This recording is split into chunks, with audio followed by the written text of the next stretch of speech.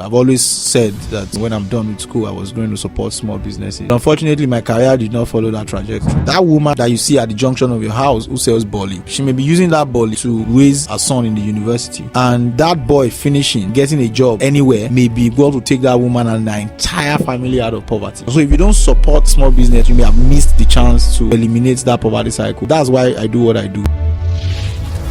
I failed to do what I wanted to do twice, and I went to start again. Is there a bigger lesson than failure? Fail quickly, fail fast, fail forward. You don't set out to go and deliberately fail. If you are a risk taker, take the risk early. Anything you are interested in, if it's fashion, read everything you find on fashion, talk to fashion people, go to fashion shows, anywhere. However, if you have the propensity for entrepreneurship, you need to know who you are. You need to know what your risk threshold is. Many times, we as entrepreneurs, we don't know ourselves. And because we don't know ourselves, we frustrate those that work with us. The most important thing that I have learned to do over the years is to replicate myself in other people. The second is performance management. You are the founder. You have to also improve and be self-aware. Train people to do what you need them to do. If I have trained you, I have engaged you, incentivized you, you are still not doing it, you exit them from the system very quickly. The ones who are the good ones, you now have to incentivize them. People's careers should not get stuck because they are working with you. It's an aberration, and it's happening too much in the entrepreneurship space. Hello. You keep coming back to watch our video, and that means the world to us.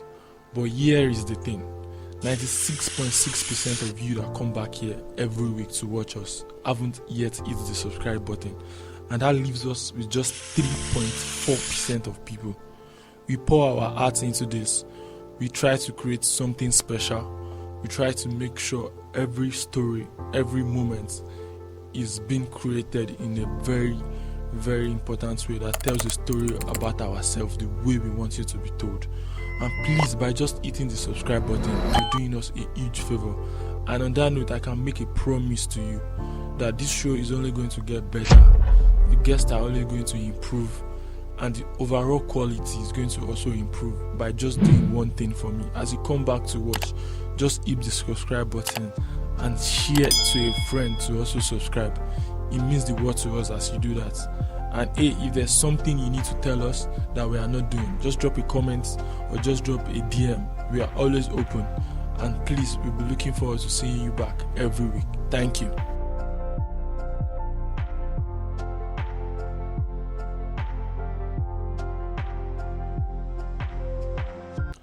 Hello, welcome. I hope someone is listening, and if you are, please pay attention, because the stories we tell ourselves have a way of quickly becoming our reality. And on that note, welcome to Talks About You. And today I have someone that have a very interesting take about our day-to-day, about the stories we tell ourselves when it comes to building a life, a sustainable life for ourselves. And he talks about something that touches across board in our community these days. I mean, entrepreneurship, 9 to 5, small business enterprise, better known as SMEs, and a whole lot of personal awareness, personal development conversations in no other person than Ayo Bankole. Good morning. Hi, how's it going? Good morning. Thank you for having me. You guys are doing a good job here. Thank you for coming on. It means the world to me and my team that you desire to grace us with your time, because we know how valuable that can be. And thank you for doing this one more time. So we'd like to start from the very beginning, because it's a story about you, it's a story about self, how you want your story to be told eventually, how you want history to remember everything you're trying to contribute to the culture. So what is the earliest context of you that I need to understand why you do what you do now?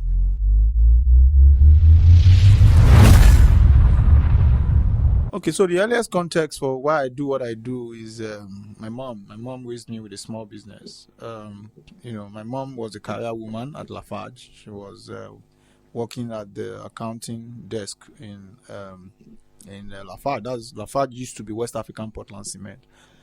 Then she took an early retirement and invested her retirement proceeds in my father's business. And then my father died, shortly with all of the money, and had a couple of family issues afterwards, and we're left with nothing, almost nothing, so the poor woman had to pick up from the scratch, and literally toiled day and night to send me through school with that small business. So I always wanted to I've always said that when I'm done with school, I was going to support small businesses. But unfortunately, my career did not follow that trajectory because yes, I did become a business consultant, but I was business consultanting to the big boys, the multinationals, the large corporates, the international firms, and all of that. And the small businesses could not even afford our services, So when I started my own firm, I said that it was going to be for small businesses.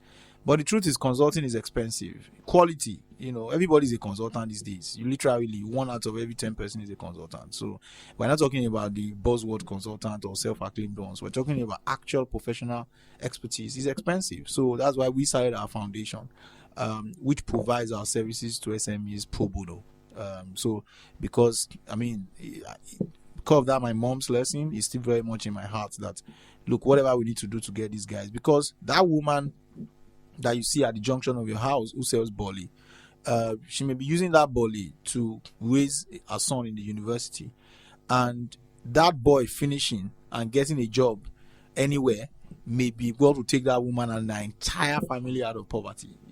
When I say family now, that she may be the last cycle of poverty in that lineage. In that lineage because of that, because of that education. So if you don't support a small business or somebody else's own, right, you may have missed the chance to eliminate that poverty cycle. So that's why I do what I do, and we'll continue to do more. Yeah. What you do is very important, and I like the way you talk about it, like when you started out. So I like to go back to what you mentioned briefly. When you started out, you were working for the big boys. So what I'm trying to ask in that is, where did you go to uni, and before you got to this place that you like, okay, I think when I look at you from the outside, because it's a story about self, and that's why we have you here this morning. I think you're in a place of self-actualization. You want to do the things, you want to do the things that you promised yourself before life got busy. You have been able to I've done this, I've gone ahead to work for the big boys, and people know that I'm good at what I do. Now I want to really give back to the core of what my being is about. But before we get there now, I'm trying to understand, where did you go to uni? Who are the people you worked with? And before you realize that, okay, these people can't afford me, but they are the ones that need my services the most. Those are the things I'm trying to understand. Awesome. Yeah, I really like that. That's a very instructive line of question. So I schooled in UI, University of Ibadan. Meanwhile, let me first correct that first statement. I'm not, but thank you for thinking. So I'm not self-actualized yet. I have a psychology background. So self-actualization usually are people who have gone into the very peak of life. There are very few people in the world who are actually self-actualized. So if there's anybody who can be close to it in Nigeria, maybe I'll say Obasanjo, because he's been president. He's no longer interested in any political ambition. He left his party. He talks anyhow. He doesn't really look for political favors anymore. So he's able to do whatever he wants, whenever he wants, sleep. He just plays squash and enjoys life. All over the world, I think about Maslow did identify just very few people who ever attain self-actualization, because we're always aspiring for the next thing, right? So I'm still not rich. I'm not looking for billions, but I think I still have a lot more aspirations. But yes, I live every day as if it's going to be the last. So I try to do as much as I can and pour myself in. So I schooled in UI, University of Ibadan. And as a matter of fact, my interest to do what I do started off in UI. Because in the University of Ibadan, I was in a student organization called ISEC. ISEC is the world's largest student organization. And that's why even when I talk to young people, I always encourage them, hammer it in their ear, that ensure that you join a student organization. ISEC, JCI, Junior Chamber International, Announcer, SAIF. There's so many of them. You have to be somewhere. You can't just go to class, go home, go to class, go home, or go to class, go to church, go to mosque. Even if it's church and mosque, you have to do something. So in ISEC, I attended a conference, and at that conference, it was called National Planning Conference in Port Harcourt, and that was where we were using strategy tools to plan for the year. And that was where I said, I'm interested in this, I want to be a strategy person. And remember that prior to then, I had said that I wanted to help these small businesses, but I didn't know how. You can help small businesses in different ways. You can be a banker and be saying, you can be a lawyer. So that was where the clarity came. This is what I want to do. And I read about it and realized that strategy consulting is the profession, right? So that was how that decision came up. But then going into my career, I didn't start off in strategy immediately. I did a couple of things. I first started with technology. I actually started in tech marketing, working with SAP. SAP is the world's largest ERP company. So I was working at an SAP partner company called C2G Consulting, and C2G, of course, was helping businesses with process improvement and all of that. But the businesses were the big boys, because SAP is expensive, right? So even SAP product that is for small businesses called Business One is still expensive. The small business is not going to be able to buy it. Before you can buy that, you most likely will be in the region of 500 million to 1 billion revenue, right? So 500 million, I don't think they can buy it. So anyway, I then said, okay, this is not even what I want to do. Besides, I'm going to build a good career, but this is not going to support, right? So I first abandoned my aspiration of that, my passion at that time. I abandoned it and said, guy, you need to build a career. So that very first job was also my NYC year. That was when I registered my brand. I registered my business. So this company that you see now was registered in my NYC year. That was because I was thinking this. Okay, I know that we've started 7 years. 8 years, yeah. It's going to be 8 this year. It's going to be 8 this year. Yeah. So that was the year. No, that was the NGO. This one that I was going to run it was registered in 2010. Wow. Yes, this CSC documentation came out November 5, 2010. So yes, and I was on my first job, and it was my NYC year, right? But I packed it. I didn't do anything with it because I needed to go and build my career. So after that place, I moved on to KPMG. Even in KPMG, I started off in tax. But remember that I had said I wanted, and that's why very soon we're going to start a series called just about failures. I failed to do what I wanted to do twice, and I went to start again. So I left that first company, started again in PwC, in KPMG. Then I left KPMG to PwC strategy and started again. Right. So I don't know why people are always afraid to start again. If time is on your side, you're very passionate about doing something, it's important because that's what will drive you in the long term, right? So it was in KPMG and PwC and C2G, the first firms that I worked, and even in Philips Consulting later on, that I realized that, look, I was never going to do anything with small businesses if I continue this way, Now, but there was a particular inflection point, which is why I really like that your question. And that was when I was in PwC. And we sat at a table, just exactly this type of round table in the meeting room, with a small business. Well, when I say small to PwC, but decent oil and gas services business in Port Harcourt. And they were looking to raise additional money. But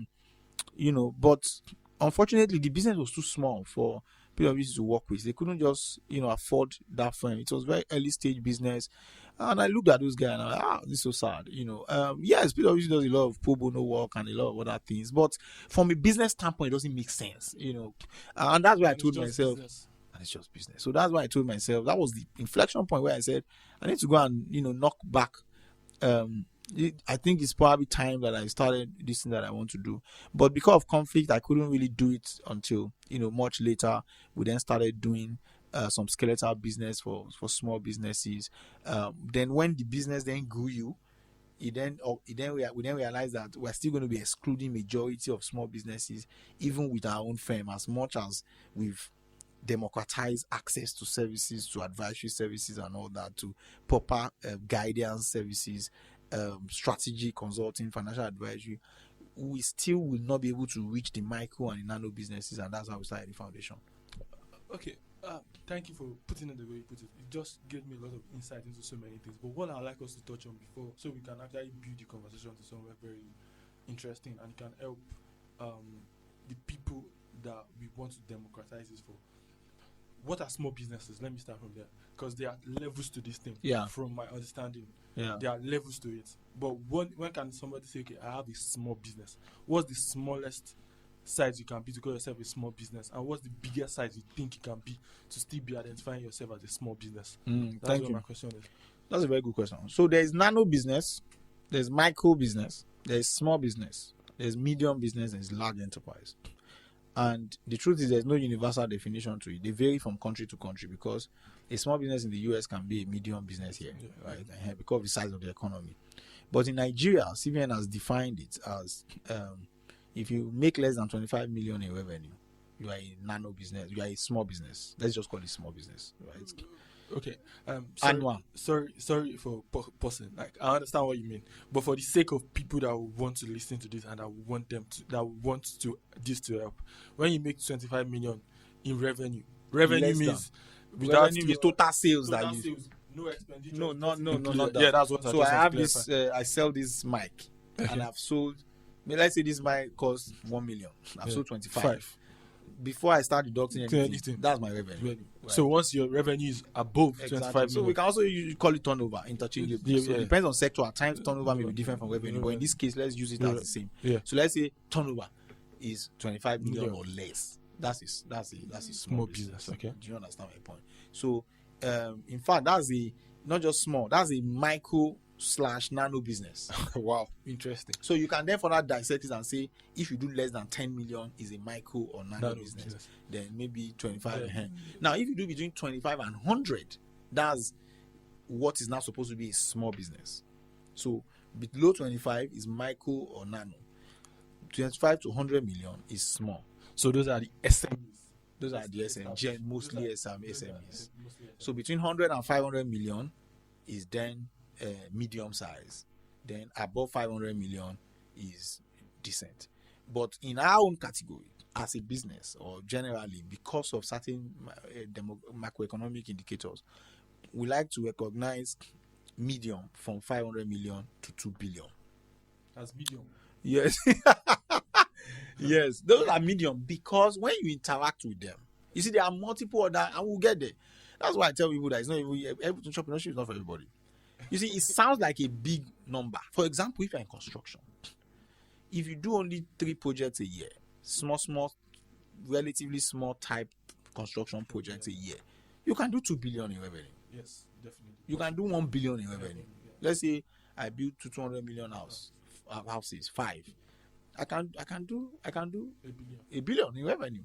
But when you benchmark that in the construction ecosystem, that's small. It's a micro business. A 1 billion construction business is a micro business.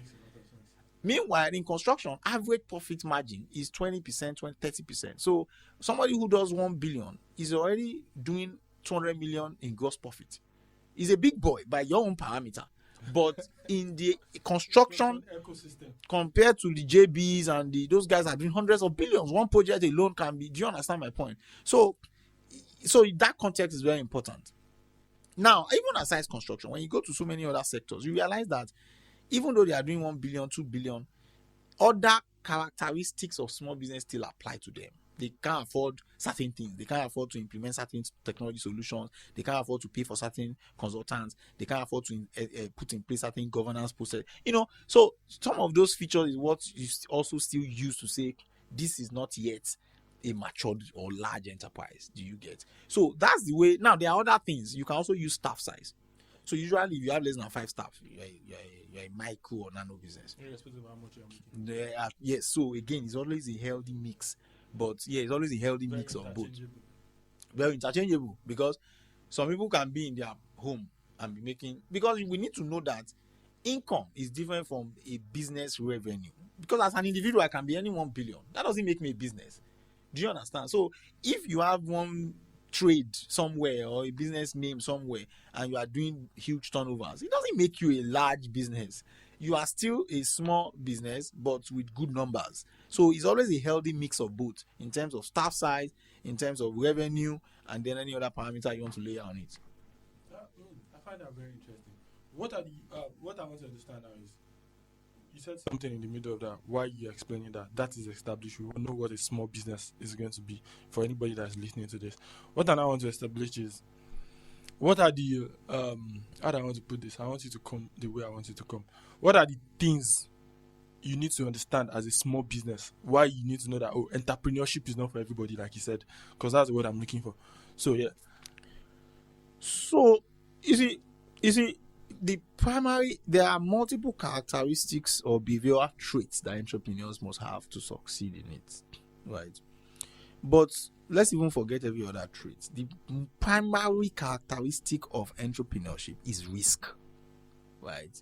So if you are an extremely risk averse person, you may not be an entrepreneur, or you may not be ready for entrepreneurship before you start doing it. Do you understand my point? So it doesn't mean that it is 100% that you will not succeed. No, it just means that you are not naturally propelled towards entrepreneurship because you are risk averse. You can't be risk averse. Business entrepreneurship is risk. It's about risk. Am I willing to put my money here? Am I willing to pursue this? Am I willing to do this? You will literally be waking up every day to problems. You'll be solving problems every day, right? In terms of multiple dimension problems. If you are an employee, and I have been, all through, my life, your problems are the problems of work. How do I solve this? How do I contribute to this? It's different from entrepreneurship. Entrepreneurship, you're thinking of revenue, you're broke, you're thinking of staff. The more staff you have, the more headache. You're thinking of profit, operations. How can business be? You're thinking of FX exposure and how that affects your business. You're thinking of inflation.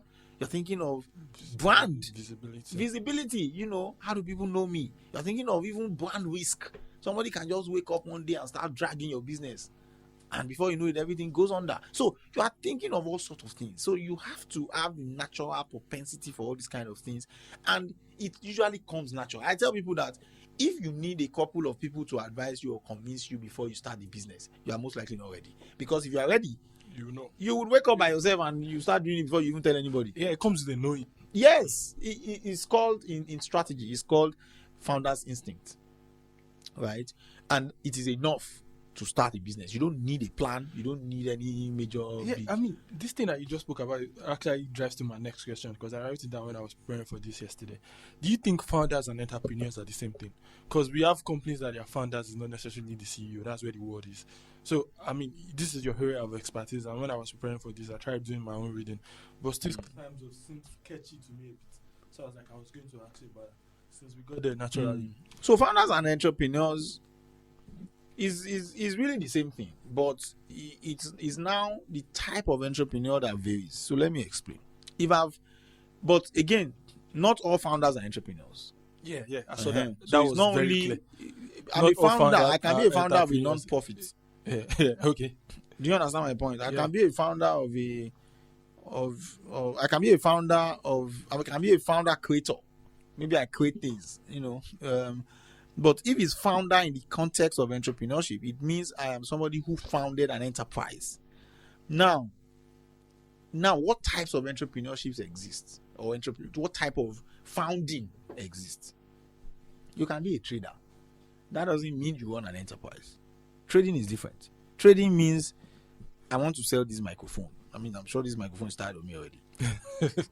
And I come to you, Oga, I buy this microphone from Alaba. Have you heard of this microphone, Computer Village? Yeah. And I Alaba, say, this microphone, I bought it for 100k. Oga, I want to sell it to you 120k. Are you going to buy? No. I move on to another person. Are you going to buy? Yes. I collect the money. I go back to Computer Village. Buy more. Every day, I do it that way. There are about 39 million SMEs in Nigeria that trade like that every day. What am I even saying? There are 41 million SMEs in Nigeria. Over 95% of them trade like that every day. Yes, that's all they do. They don't have cash flow management. They don't have staff. They don't have brand. They don't have structure. They don't have structure. They don't have anything. They go to the market. They don't even have working capital for that day. They go to the market. They go to micro lenders and microfinance banks, collect money that they will use to trade, go and trade, pay back the interest on that day, and take their profit. And they go home. And that's entrepreneurship too. That's trading. Okay, that's trading. Do you understand? That's trading. Now, evolving that into an enterprise is when you start thinking of other enterprise conversations. That's why in technology, there's what we call ERP. It's called Enterprise Resource Planning Tool. There's no enterprise if it's just trading. Now, entrepreneurship is now, I am managing an enterprise. So it's not just that I have founded a trade. No, it's a business that includes, it has a brand. I would need personnel. I would be strategic about how do I acquire my customers? What is my market? How do I make profit? How do I manage costs? I have direct and indirect costs. Most traders is just direct cost. Once they trade their profit, they keep it. Some of them don't even have shops. Maybe at best they have a shop. Do you get? In entrepreneurship, it's a bit more dynamic. It's a bit more tricky, right? So that is why I said it depends. But yes, everybody who has started something is a founder, and you should take your flowers for that. So the founder instinct is very important for you as an entrepreneur, but still it does not make you an entrepreneur. What are the other components apart from this founder instinct? You knowing that you have to do risk advance, like you said. What are the other components that will say, okay, if I wake up now today and be like, oh, I want to be a proper entrepreneur? Because I used to say it to people. I've been about my entrepreneurship journey for like 8 years. I took it seriously 5 years ago, building QRL. And every day when I wake up, when I look at it, I'll be like, this thing is not really for me. I mostly question my decision to go into entrepreneurship. Maybe because I have a lawyer sister that she does 9 to 5. And I see the security that comes with that. She's my big sister. I see the security that comes with that. Just in 6 months of having a secure job, I know where she has been.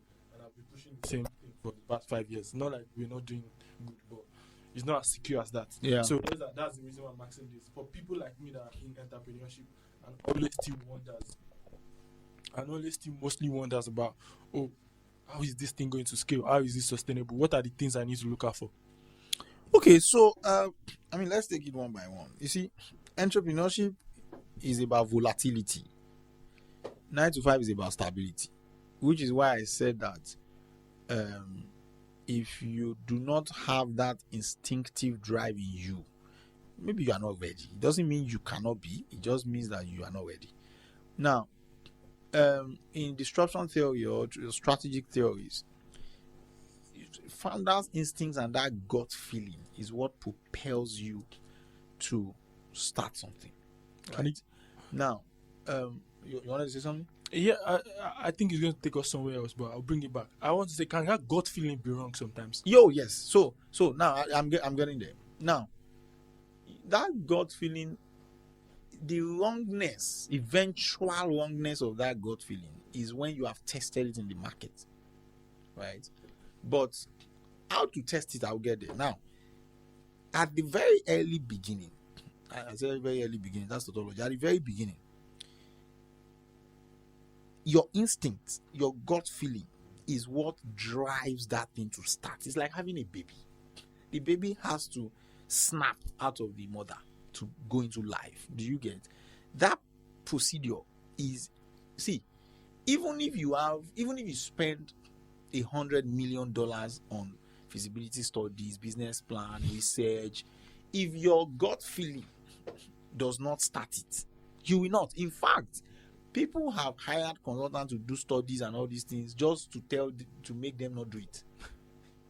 After spending a whole lot of money. So the most important thing to start up is that your instincts and gut feeling. Now, however, that's not necessarily all you need to succeed, because depends on the risk. We are going back again to risk. Depends on the risks of that business. So, for example, if I'm starting a business that my total capital is 10 million naira, 10 million naira can be a lot of money to you, right? To whoever is starting the business. So it's higher risk than somebody who is starting with 500,000. Abi? Yes, definitely. Now imagine somebody who is starting a bank. As of today, I don't know. I know it's not yet. They've not yet activated. But as of today, to get a bank, a small bank, is 25 billion. Oh, I thought it used to be a billion buying. No. I don't know what you're talking about. This is probably decades ago. Wow. It has even been increased. To get an international bank license now is 500 billion. In Nigeria? Yes. So imagine I want to start a bank. Even though it's a startup bank, I need at least 25 billion in my pocket. So that's higher risk. Now, what that means is that depends on the risk associated with the business. You now need to do a lot more work in terms of, okay, this thing that is in my mind that I want to start, I've started, or that I want to start, how should I best approach it? Who are the people that are already doing it? What are they doing differently? Or what can I do differently from what they are doing? Which market should I target? Is it the same market I want to target? If I target that same market, why should people come to me? Or is there a newer market that I can go into? How should I even brand this thing? You know, if you all the total money you are using is 200,000, 100,000 naira, you're not going to be asking yourself all these things now. You're just going to buy and running to my and go and be looking for who we buy. Abi? But if you have 25 billion or 100 million naira, clearly you would think a lot, you'll be a lot more calculated and a lot more strategic. Exactly. Even though the instinct will still be driving you, but you'll be a lot more strategic because the risks. And you know, when I say risk now, I'm just using money as example. There are multiple other dimensions to it. If you have partners, that's more risk. It's not just you involved. If you are married before you started, that's more risk. You have somebody that is accountable, that you are accountable to and you are responsible to. If you have kids, that's even worse risk because you have somebody whose livelihood is dependent on you. So, and the thing about business is that there will be up times, there will be down times. Go and look at the world's biggest companies.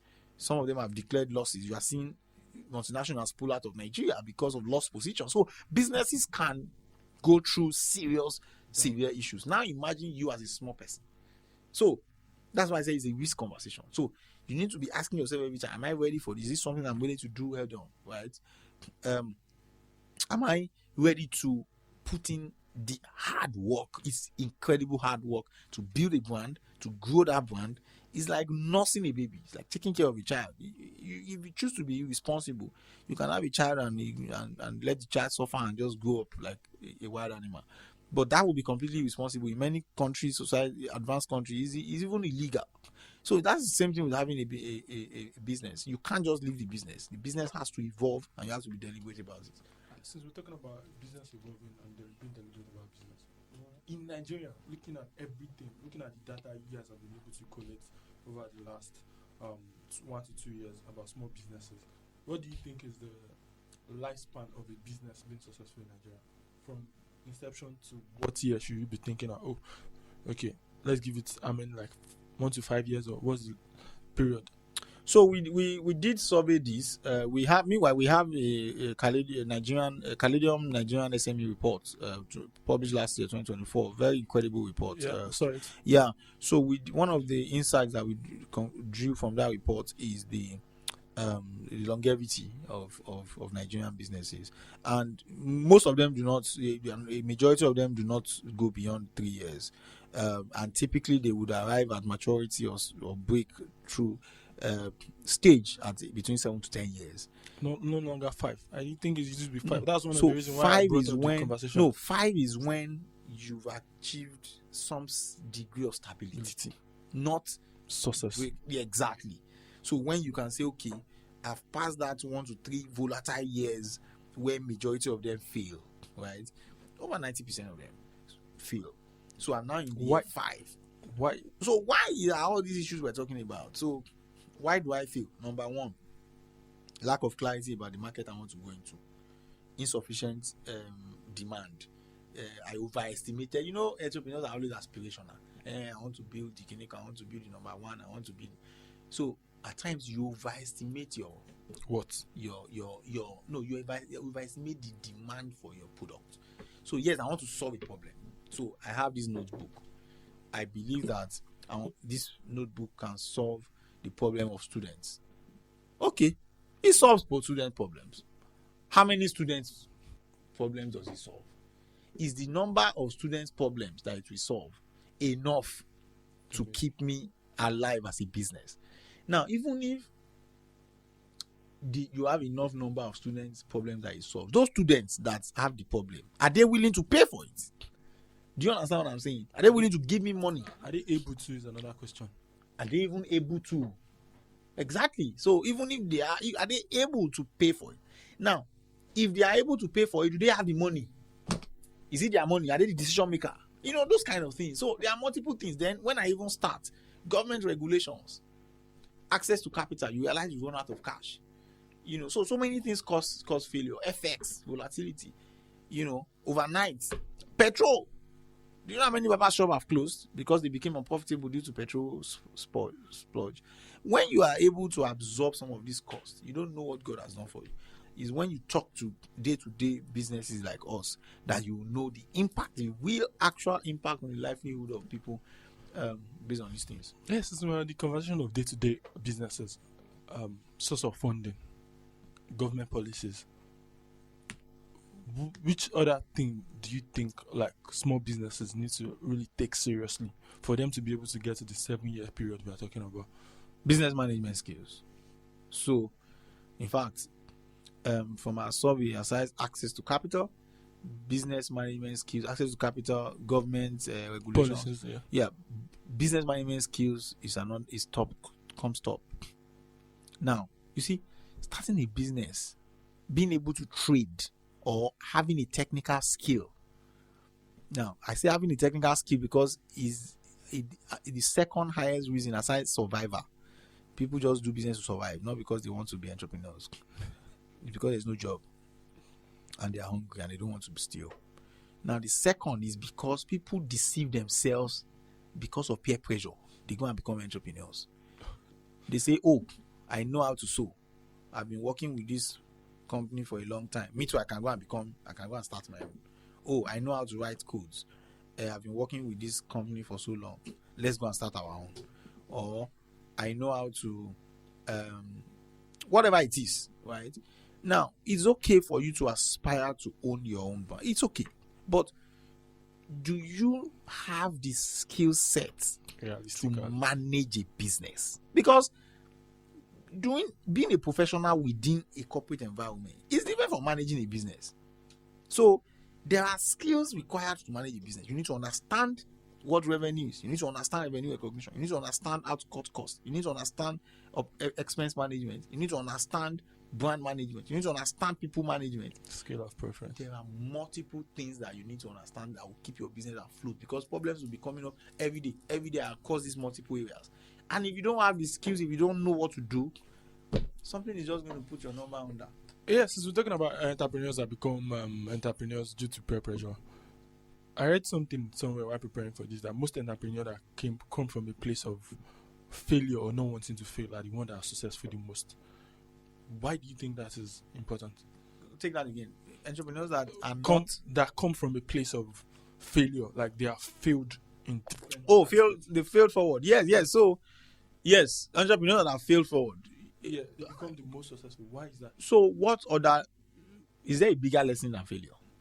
I don't think so. Exactly. So, if you have gone through a process that you have failed at it, I mean, it's like beating a child or a thief or whoever. It's like the reason why prisons were designed. You see people who've been to prison and come out, their mindset is always is either they get better and win in life or they get worse. Do you understand what I'm saying? If the prison system is bad, so you see a lot of the world's greatest people at some points had very major challenges or failures, right? So usually it makes you more dogged. So you have been there, you've suffered the brunt, you've suffered the pain. It increases your resistance for more pain. Because entrepreneurship, even career building, anything successful in life is a pain relationship. You would have to go through different cycles of challenges and pain. So if you have already failed, in fact, I tell young people that it's better to fail quickly. Fail quickly, fail fast, fail forward, right? So that you can move forward, you can quickly learn from the lessons and do bigger things in life. What's the easiest way to fail quickly as an entrepreneur? In Nigeria, looking at Nigeria today, because I know like most big companies are going to tell you like, if you're trying to secure funding, you need to test whatever you're trying to do as fast and as cheap as possible. That's the easiest way to be an entrepreneur. So in Nigeria, from your expertise, what's the easiest way to fail quickly? So you don't set out to go and deliberately fail.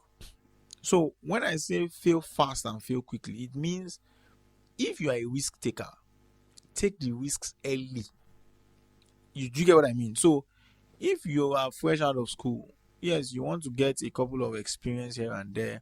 But if you have this burning inkling to do something, you are still young. It's a good time for you to take all of those risks. If it's a career risk, you want to make a switch, you want to start again, you want to start a business, you want to start a side hustle, do it very quickly so that even if it fails, you are able to take the lessons from it and do other things before you are 30. That's what I mean by fail quickly. Now, if you are already getting to 40, 45, you don't get 3 children, 4 children. Of course, by then,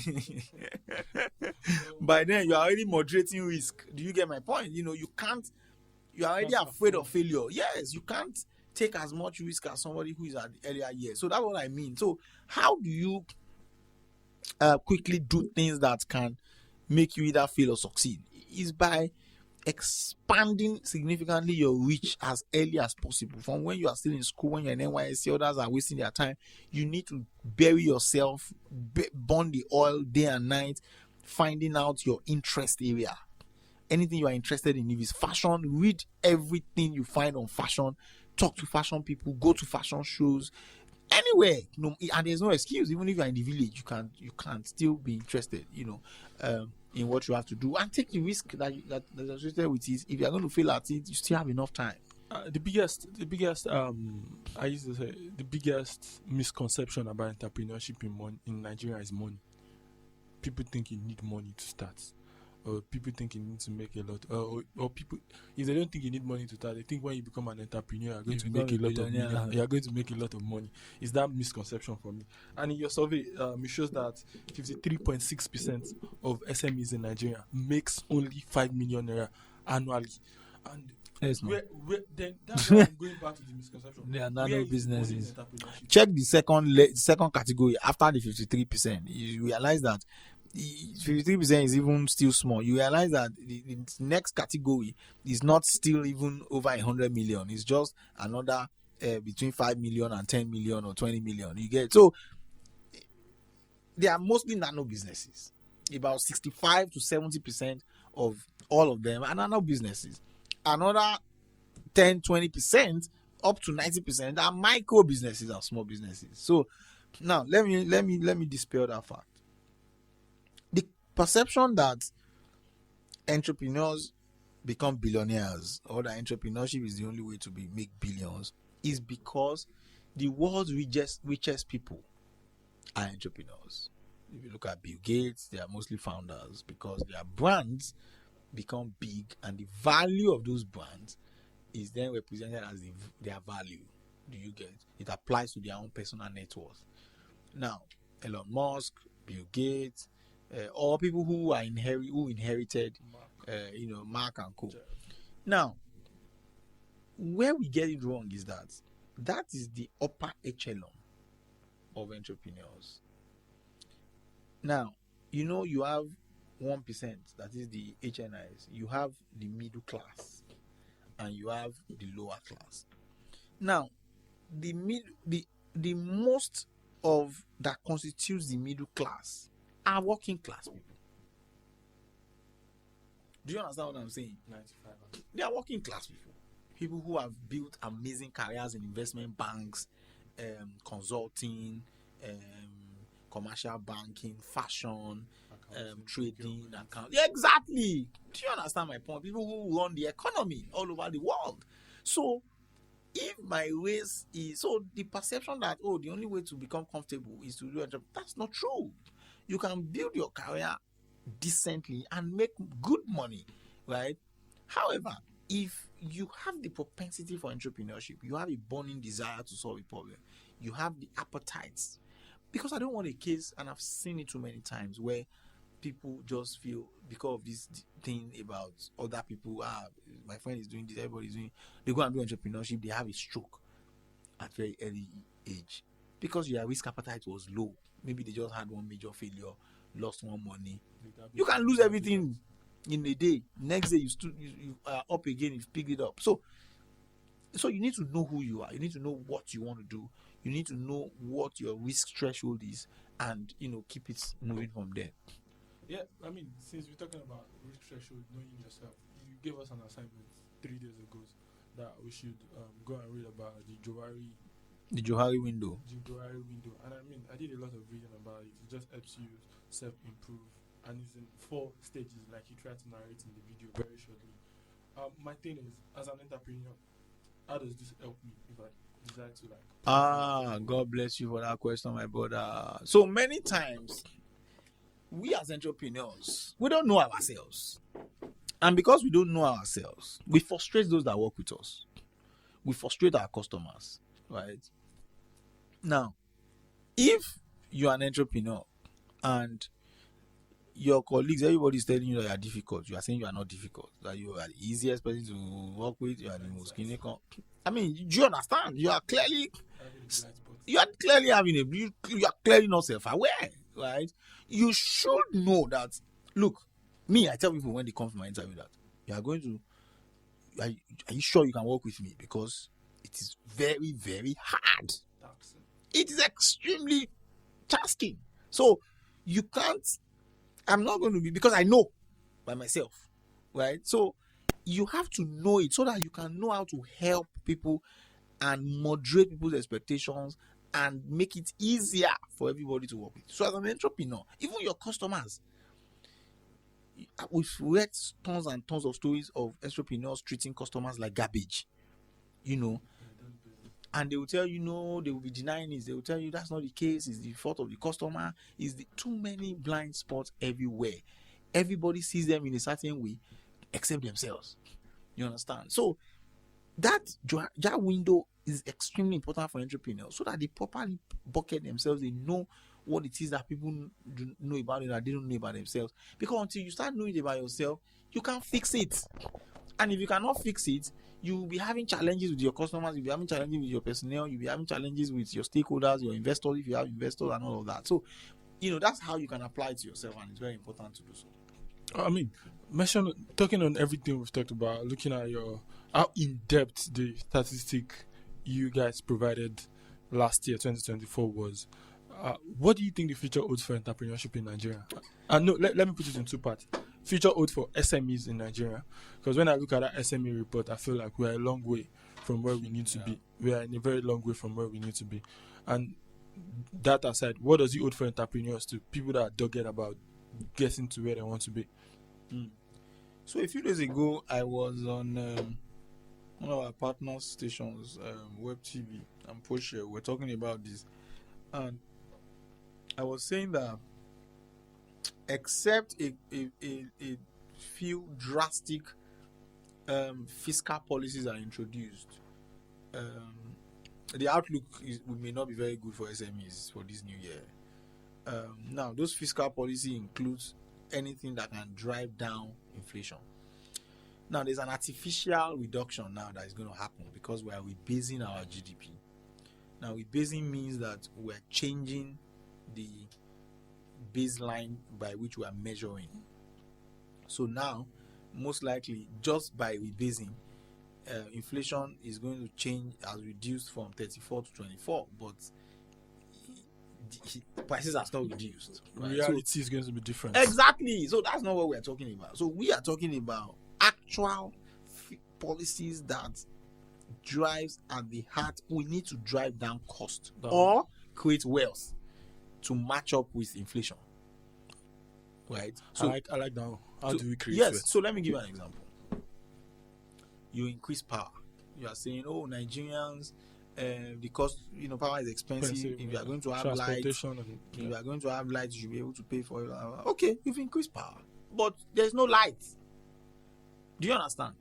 If you first create light, or if there is corresponding light with increment, the fact that the access to energy alone is going to create wealth.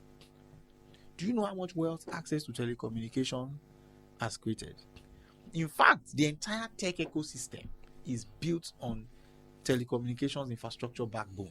We would not have had technology ecosystem if not. So imagine the wealth that has been created. Yeah, I used to say there's nothing that blew up like the internet itself in the last decade. I'm telling you, the internet itself blew up than any other person blew up. Yes, and imagine that we're still using Nitel, and power is possibly even bigger if you can democratize power and create power everywhere.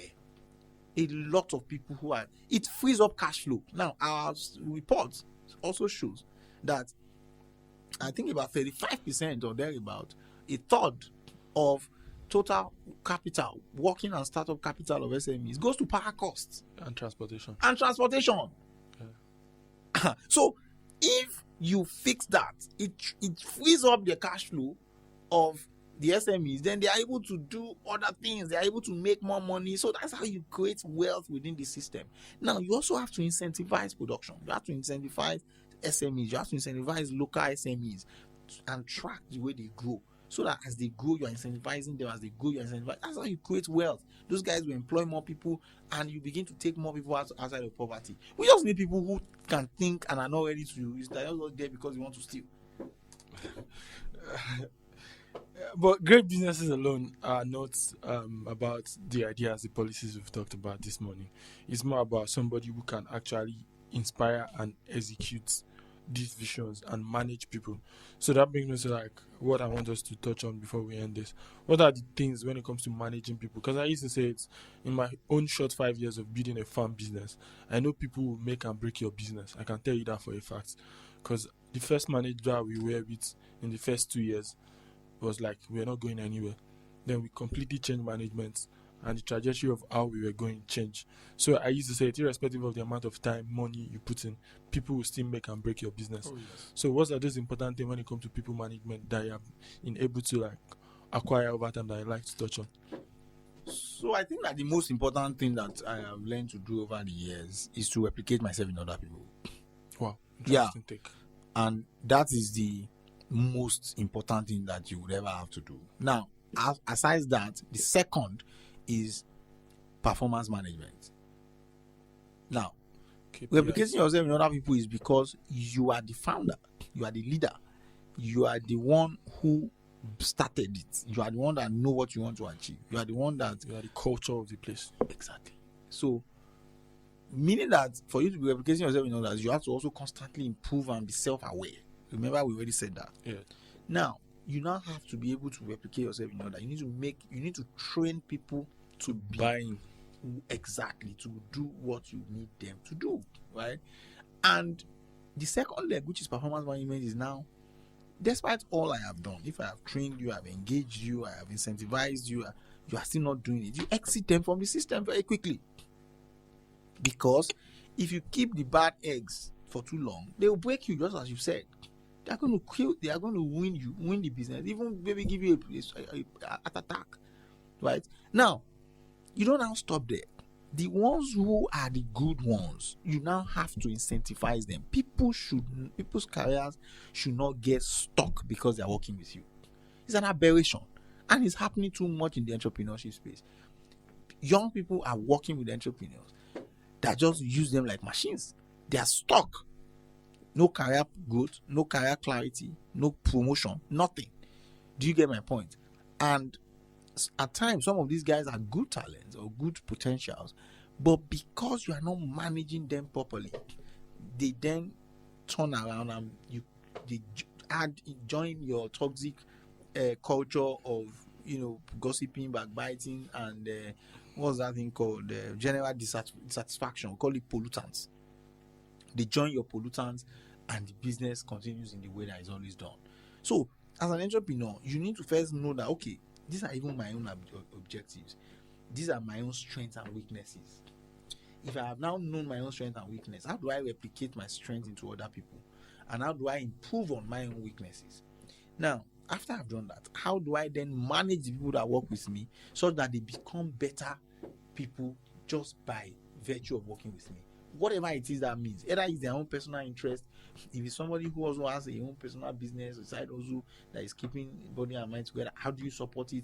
If it's somebody who wants to go to school, or has plans for career advancement, how do you support it? If it's somebody who's getting married or whatever, do you understand my point? People are human beings first and foremost before they start working. So treat them like one first. You have to treat them like one. Otherwise, they are going to push back and it's going to affect your business. Yeah, I mean, I think it was you.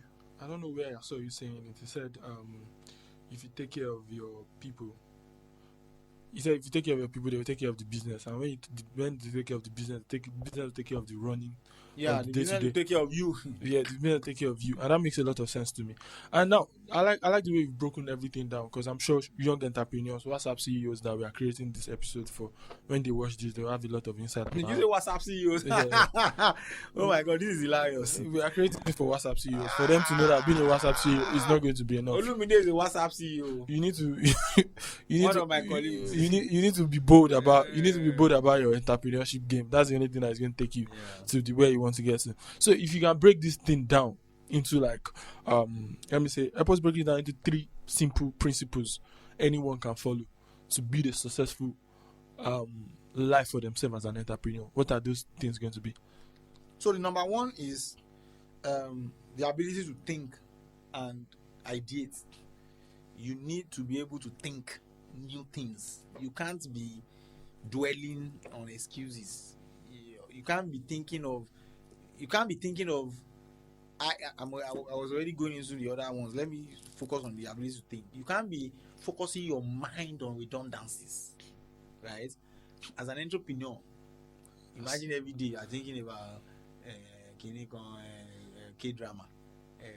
I mean, yes, you should watch those things to relax, but your mind has to constantly think about how to improve the business, how to solve this, how to do that. Do you understand my point? I mean, that reminds me, this thing that you just said just took me straight to what I read.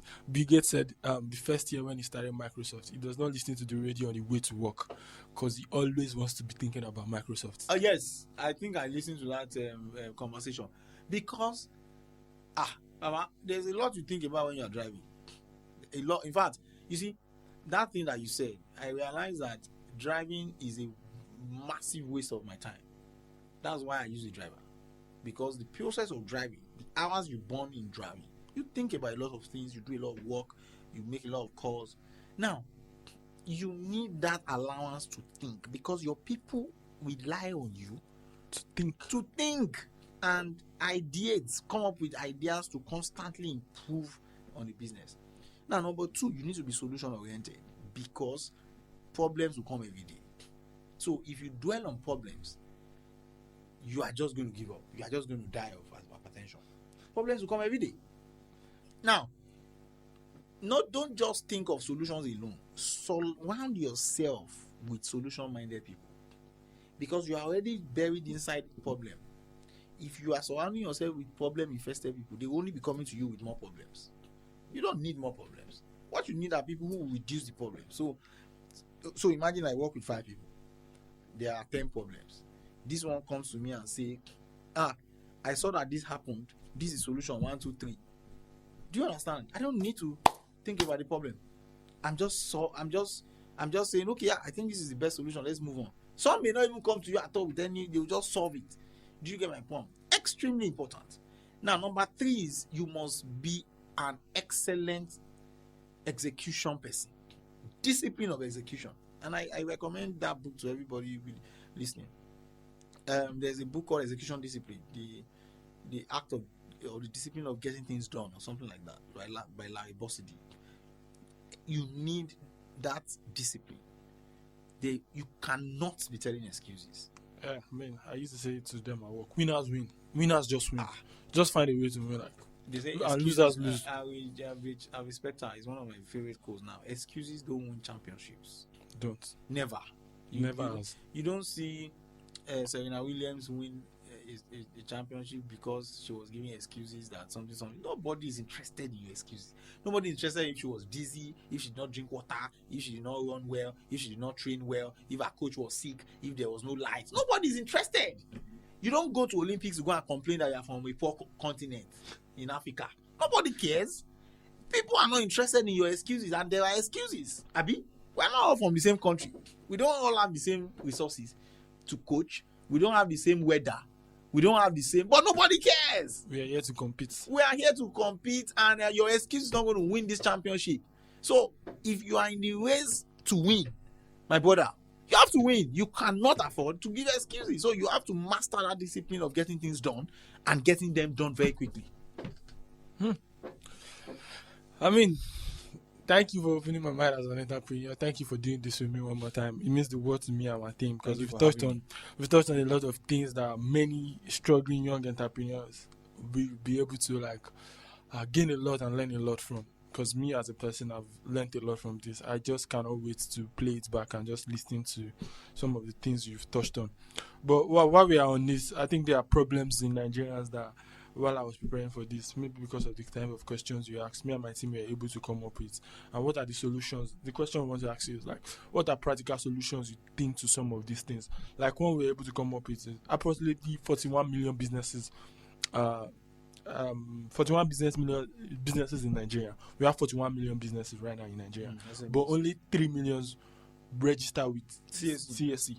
But others, like you said, cannot register because the 41 million, they have either picked up the name or consuming spaces for people that are creating. Have money to register. Your Molanke guy, the guy that is carrying pong pong, is a businessman. So what are the like easier solution you think to all these things, like when it comes to money? Because we're trying to provide solution. Government needs to stop trying to register everybody. Government should do mass registration. When I say mass, don't charge them, don't tax them, don't incentive, don't create, don't register for the intent of making money. In fact, incentivize it. Say, if you register your trade, that you are doing any trade or any business, if you register it, we'll give you. Yeah, they do that. They do that in some other developed regions in Europe. Yes. So many countries. Oh do that. yes. That's one leg. Now, second leg is work with the aggregators. In farming, for example, there are people who aggregate smallholder farmers en masse who buy their materials, sell it to the Dangotes and the Olams and the large producers and the Boas. The aggregators, big aggregators. Those guys know all the farmers. Government does not know them. If you use those guys to capture these guys, incentivize it again. Of course, people like us, we have a massive database of SMEs in our environment. We have the information, right? If we tell our guys, come on, they're going to register. etc. There are so many other platforms like that. Uncle Fola Adeola has done incredible work with Faith Foundation. We have MSME Africa. We have SME 100. We have so many like that. Work with all of these guys who already have this who have aggregated these guys, and they will give you the database. They will give you they will galvanize their people to register. You will have this information because data is king. Without knowing them, you can't even do things for them. Right, so I think that's the way you can solve the data problem.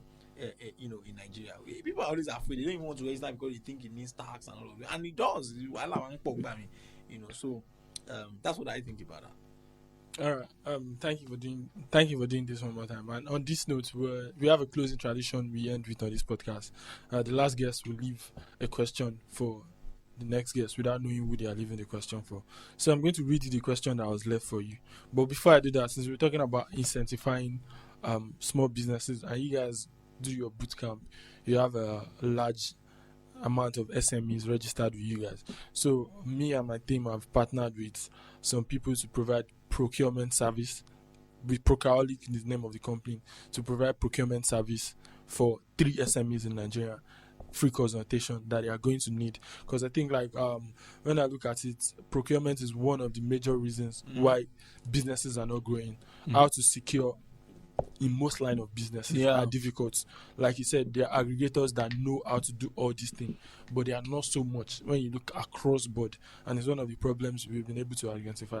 So using your platform and consulting as a means, we are going to be giving 3 businesses free procurement service. Oh, fantastic. So we are going to get back to you on that and how they can actually have the consultation. But we want to make sure it's the businesses that needs it the most. Not just anybody. That's how we are working on that. We'll work with that. And thank you very much on that. Thank you so much for that. We'll get that sorted out with you. And now, so I need to read the question that was left for you before you leave your question for the next guest. Yeah, the question that was left for you was, when was the last time you truly felt happy, and why? Last time I truly felt happy was I'm always happy. It was this morning, because my son was sick yesterday, and this morning he woke up and he was very refreshed and very active. And I was very happy. Oh yes, correct guy. But me, I'm a very happy young man. I'm always hustling and bubbling. So I combine both hustle and bubble simultaneously. So Yeah, I mean, it's important you combine hustle and bubbly together. I mean, yes, on that note, what do you think about? Is it more of what you're able to do, or more of who you know in entrepreneurship? I mean, it's both. It's a combination of both. one of the questions that's a personal question from me. Like, It's a combination of both. Some of us did not know anybody when we started off. So at that point, it's usually what you are able to do. You build that credibility, and then those that you don't stop for will then tell other people, and then you begin to build your brand gradually from there.